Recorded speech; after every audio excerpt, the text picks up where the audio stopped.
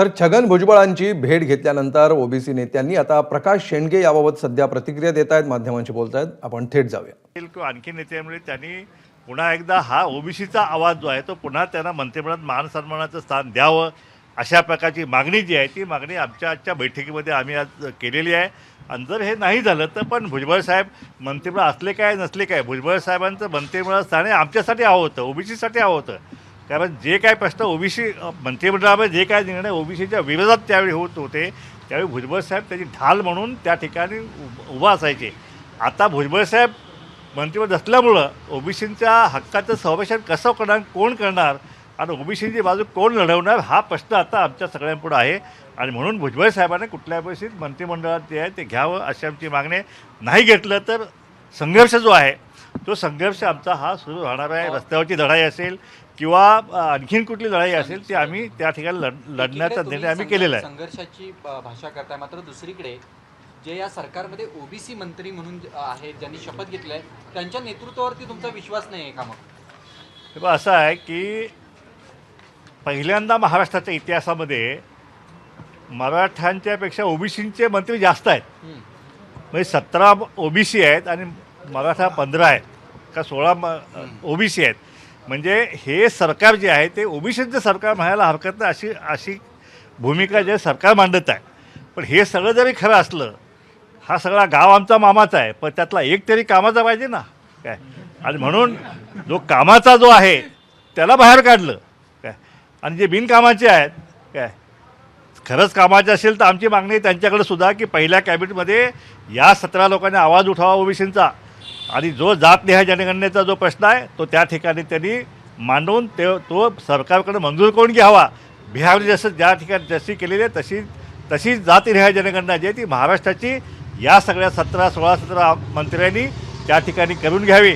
33,000 या ठिकाणी ओबीसींच्या राजकीय जागा ज्या आहेत त्या गायब केलेल्या आहेत.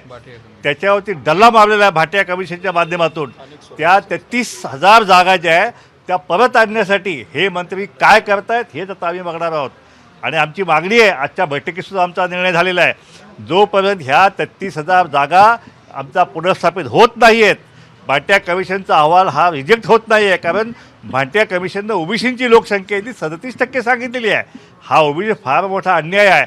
आणि जोपर्यंत 33,000 जागा पुनर्स्थापित होत नाही तोपर्यंत या सरकारने कुठल्याही परिस्थितीत जिल्हा परिषद असतील, नगरपालिका असतील, महानगरपालिका असतील या निवडणुका घेऊ नयेत अशा प्रकारचा निर्णय जो आहे ते आजच्या बैठकीत झालेला आहे. हे सगळं सांगितल्यानंतर भुजबळांची काय भूमिका आहे, त्यांनी तुम्हाला काय आश्वस्त केलंय मंत्रिपदाच्या बाबतीत, त्यांनी तुमच्याशी काय चर्चा केली? भुजबळ साहेबांना आम्ही सांगितलेलं आहे की कुठल्याही परिस्थितीत आपण आमचे नेते आहात, आमचा लढा जो आहे तो आपण लढला आहात. जरांगेचं वादळ, इतकं मोठं वादळ या महाराष्ट्रामध्ये निर्माण झालं होतं, ते वादळ समर्थपणे पेलण्याचं काम या आमच्या नेतृत्वाने केलेलं आहे. त्यामुळे या महाराष्ट्रातील तमाम भटके विमुक्त असतील, ओबीसी असतील, अलुदार बलुदार सगळ्या आज संघटनेच्या नेत्यांनी आज या ठिकाणी एक मात्र ठराव पार केलेला आहे की भुजबळ साहेबांच्या पाठीमागे आम्ही ठामपणे उभा आहोत.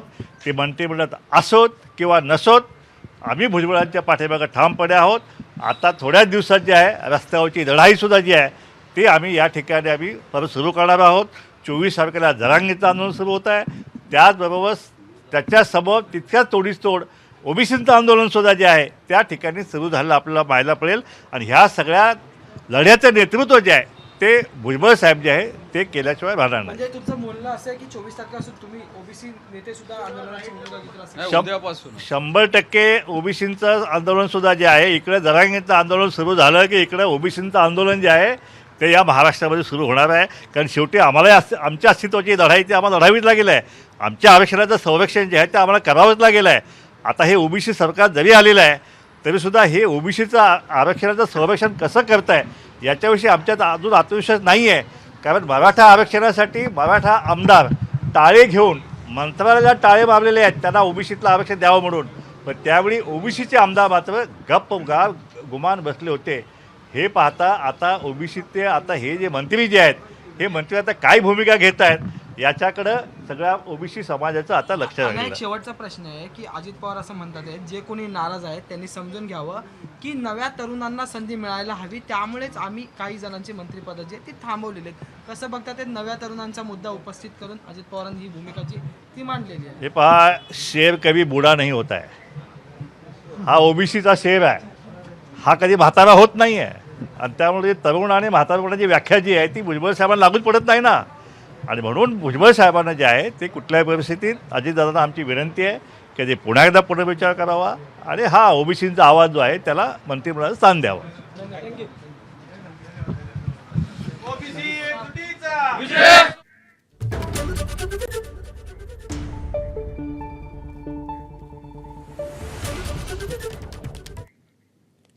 तर भुजबळांना पुन्हा एकदा मंत्रिमंडळात घ्यावं असं प्रकाश शेंडगेंनी म्हटलेलं आहे आणि त्याचबरोबर जरांगेंचं आंदोलन सुरू होताच आमचंही आंदोलन सुरू होईल असं देखील म्हटलेलं आहे. एबीपी माझा, उघडा डोळे बघा नीट.